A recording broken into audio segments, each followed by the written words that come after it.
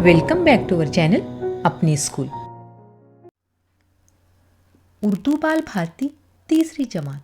प्यारे बच्चों, जल्दी से अपनी उर्दू की दरसी किताब का सफ़ा नंबर 33 निकालिए, क्योंकि आज हम पढ़ेंगे सबक नंबर 11, टेलीफोन से मोबाइल तक। तो चले शुरू करते हैं। अगर आपको आज का वीडियो पसंद आए तो प्लीज़ वीडियो को लाइक, शेयर और चैनल को सब्सक्राइब ज़रूर करें। और हाँ, बेल आइकन को ऑन करना ना भूलें, ताकि हमारे आने वाले वीडियो की नोटिफिकेशन सबसे पहले आप तक पहुँचे। सबक नंबर 11, टेलीफोन से मोबाइल तक। टेलीफोन है तो एक छोटा सा आला, लेकिन है बड़े काम की चीज़। इसकी मदद से हम दूर दूर के लोगों से बातचीत कर सकते हैं। लगभग 100 साल पहले इसे इंग्लिस्तान के एक साइंसदान ग्राहम बेल ने ईजाद किया। इस ईजाद से पहले एक मज़ेदार वाक़या हुआ था। ग्राहम बेल ने देखा कि एक लड़का अपने मकान के पहले मंजिले पर खिड़की में खड़ा है। इसके मुंह से एक डिब्बा लगा हुआ है। डिब्बे के पेंदे से लंबा धागा निकलकर नीचे खड़े हुए दूसरे लड़के के डिब्बे से जुड़ा हुआ है। दूसरे लड़के ने अपने डिब्बे को कान से लगा रखा है। ग्राहम बेल ने देखा कि ऊपर वाला लड़का कुछ बोल रहा है और नीचे वाला लड़का डिब्बा कान से लगाए इसकी बात सुन रहा है। फिर नीचे खड़े हुए लड़के ने डिब्बे में कुछ कहना शुरू किया और ऊपर वाले लड़के ने अपना डिब्बा कान से लगाकर इसकी बात सुनी। बातचीत का ये खेल देखकर ग्राहम बेल ने सोचा कि कोई ऐसा आला बनाना चाहिए जिसके जरिए दूर बैठे हुए लोग आपस में बात कर सके। इसने बहुत दिनों तक इस काम पर मेहनत की। बिजली के तारों से डिब्बों को जोड़कर आखिर एक दिन उसने वो चीज़ बना ली जिसे टेलीफोन कहते हैं। इस ईजाद के बहुत से फायदे हैं। हमारे बहुत से काम घर बैठे ही टेलीफोन पर हो जाते हैं। इसकी वजह से वक्त बचता है। मोहल्ले में कहीं आग लग जाए, फायर ब्रिगेड को फ़ोन कर दीजिए, फौरन हाजिर हो जाएगा। घर में कोई अचानक बीमार पड़ जाए, फ़ोन करके डॉक्टर को बुला लीजिए। घर की बिजली फेल हो जाए, फ़ोन कर दीजिए, उसे दुरुस्त करने वाला आ जाएगा। एक शहर से दूसरे शहर में टेलीफोन से बातचीत की जा सकती है। यही नहीं, बाहर के मुल्कों में रहने वाले दोस्तों और रिश्तेदारों से भी हम बातचीत कर सकते हैं। इस तरह टेलीफोन से हर काम वक्त पर हो जाता है।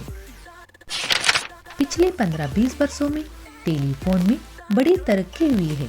अब ऐसे फ़ोन आ गए हैं जो तार से जुड़े हुए नहीं होते। इन्हें मोबाइल फ़ोन कहा जाता है। ये इतने छोटे होते हैं कि इन्हें जेब में रखा जा सकता है।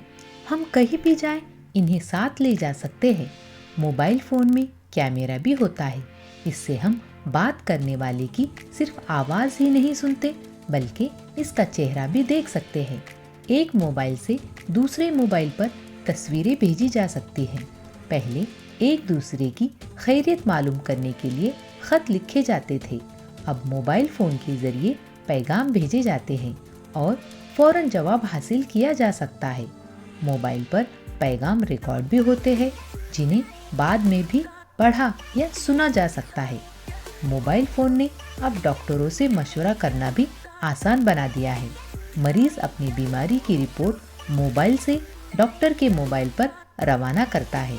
इस रिपोर्ट को देखकर डॉक्टर बीमारी का पता लगाता है और मरीज़ को इलाज के बारे में सलाह देता है। इस तरह मरीज़ और डॉक्टर दोनों का वक्त बचता है। मोबाइल फ़ोन के ज़रिए ऐसे और बहुत से काम घर बैठे हो जाते हैं। इसके इतने फ़ायदों की वजह से इसका इस्तेमाल बिल्कुल आम हो गया है। हम देखते हैं कि सड़कों पर, बसों और रेलगाड़ियों में लोग मोबाइल कान से लगाए बातें कर रहे हैं। अक्सर लोग इसके इतने आदी हो गए हैं कि हर वक्त इसे अपने पास रखते हैं। कारोबारी लोग तो कई मोबाइल फ़ोन इस्तेमाल करते हैं।